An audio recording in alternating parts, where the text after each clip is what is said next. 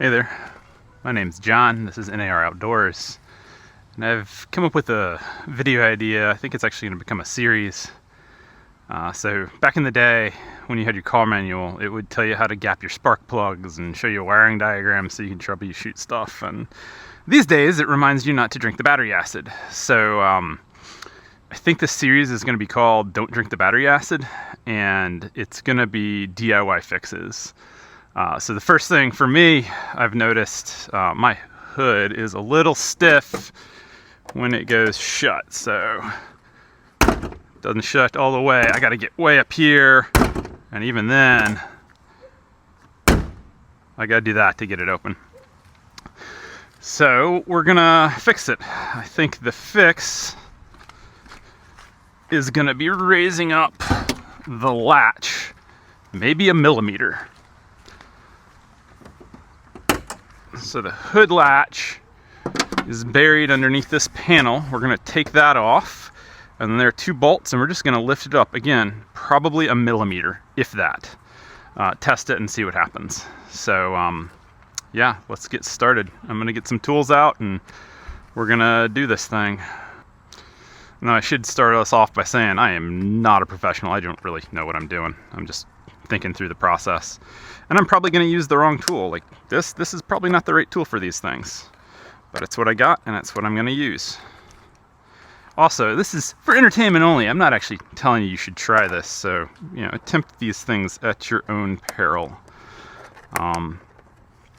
I will also say that when I first got the truck, the driver's rear door was very hard to close, and I managed to fix that on my own.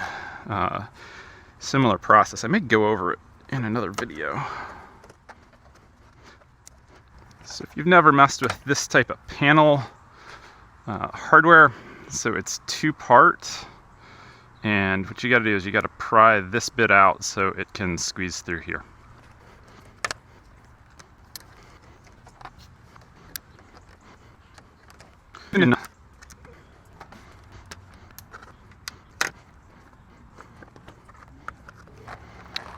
So all the clips are out, and even if you're not interested in fixing this, don't have the same problem I have, this still might be a useful thing to know about, as it does give you access to some other bits and bobbles.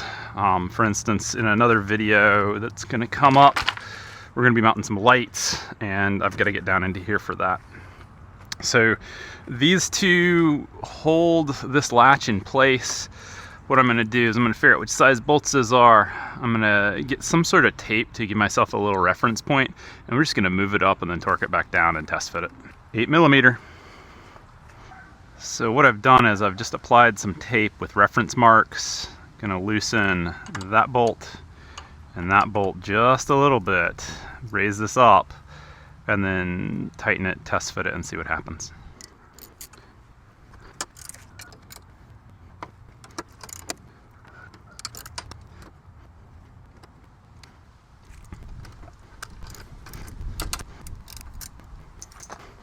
All right, as you can see, I've raised it up just the barest little bit.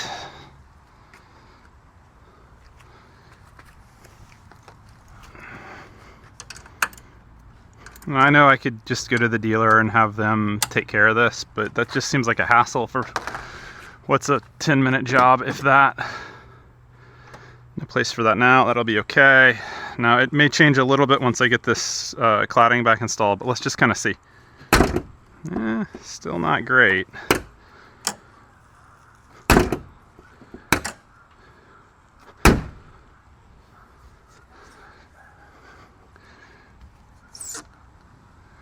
Let's actually change the shift this way a little bit, so I need to move it back this way and move it up a little bit.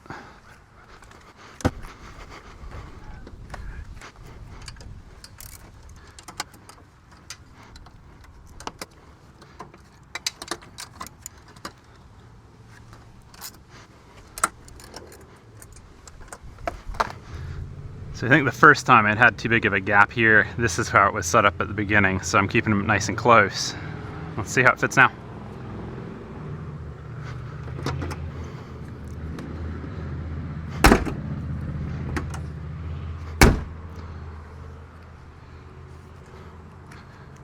feel like I need to move it that way a touch. It was a little bit easier to close, which is good. I want to try one other thing with closing it.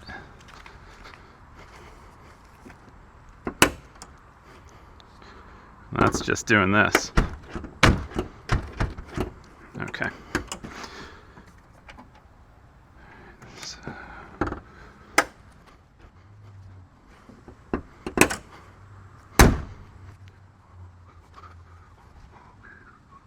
So that way, just a scotch, and up maybe another millimeter.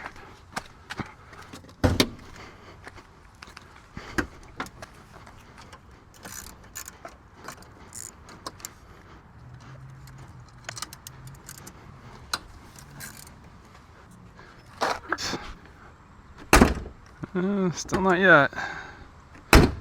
Well, it's better than before, I will say that. Gap lines are better. Let me check.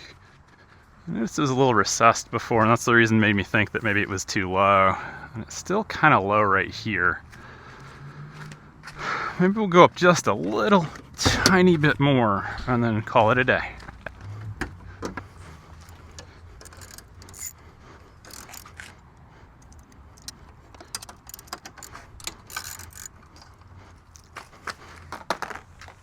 I did see an interesting dual battery setup that requires you to remove this to put your controller down there for solar.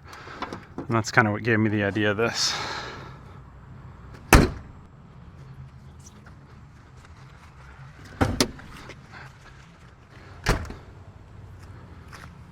All right.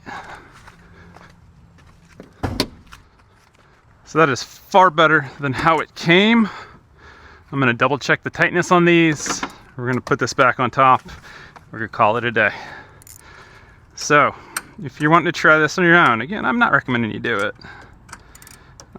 But what I would do next time, were I to do this again, is I would put marks like this on both sides, so you have an idea of if this ends up being level or canted.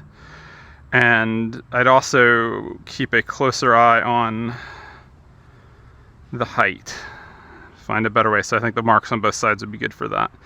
I might even be inclined to put a witness mark with some actual paint pen on the vehicle itself. Checkers?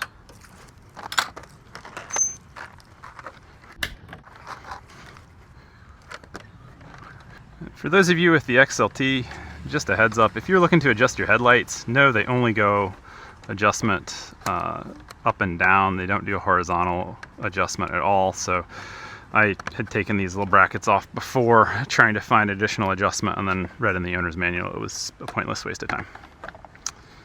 Well, when you learn something, it's never a waste of time. Super simple to install these back in. All you're going to do is insert it with it, lift it up till it's flush with this part, and then push this down.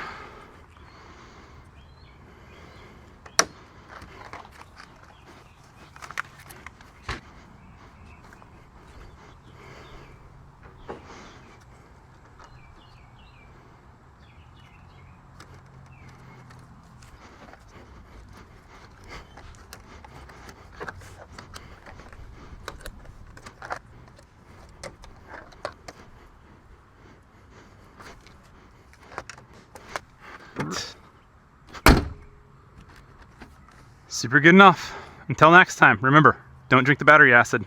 All other fluids are fair game. No, Rob!